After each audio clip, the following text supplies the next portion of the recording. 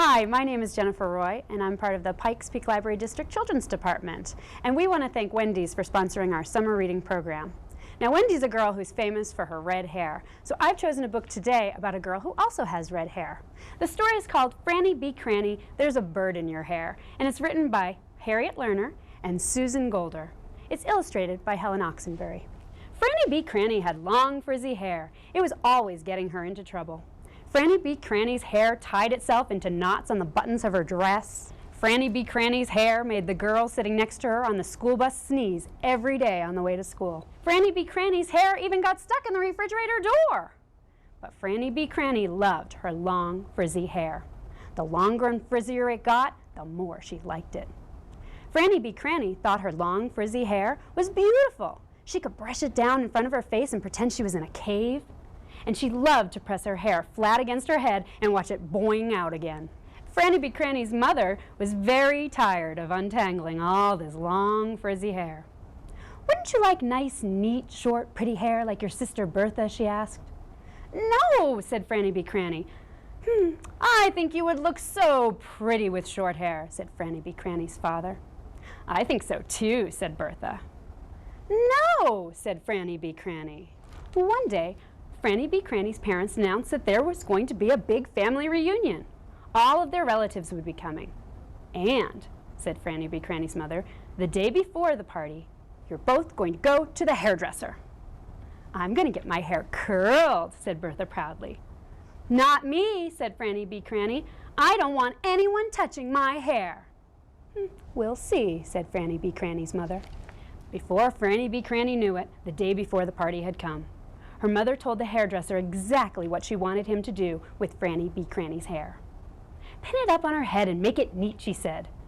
You have very interesting hair, young lady," the hairdresser said politely. He had never seen anything like it before. Franny Be Kranny didn't like him one bit. She closed her eyes, shut her mouth, and crossed her arms. She did not say one word to him the whole time he was working on her hair. "There," the hairdresser said finally. "Don't you look pretty?" Franny Be Kranny opened her eyes. Her long, frizzy hair was piled on top of her head in a giant heap. "Oh, very nice," said her mother. "At least it won't fly around and get caught in the cake," said Bertha. Franny Be Kranny didn't say anything. She just stared into the mirror, thinking about the best way to undo this hairdo. So Franny Be Kranny was walking slowly home behind her mother and Bertha, thinking and thinking, when suddenly something amazing happened. A brown bird flew down from a nearby tree and landed in the middle of Franny Be Kranny's new hairdo. Her mother screamed, "Wow!" and Bertha jumped up and down, but the bird would not budge.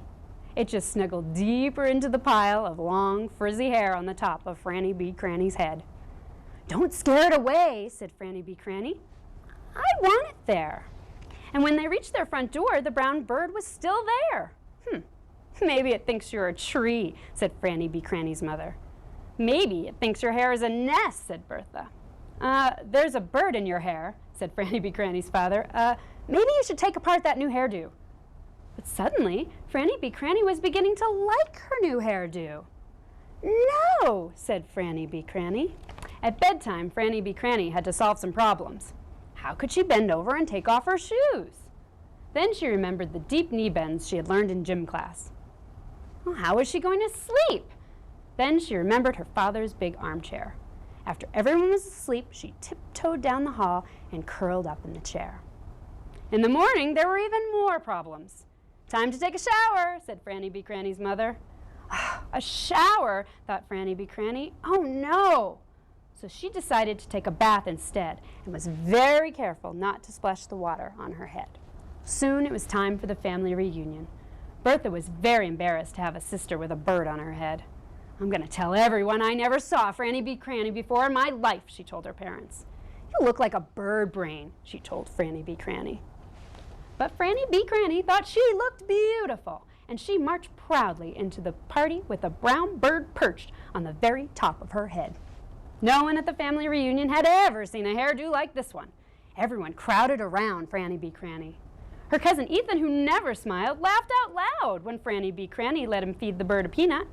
And Uncle Isidore, who was usually very grouchy, told Franny Be Kranny he was sorry he was bald and couldn't take his favorite pigeon home from the park, because it would slide off his head.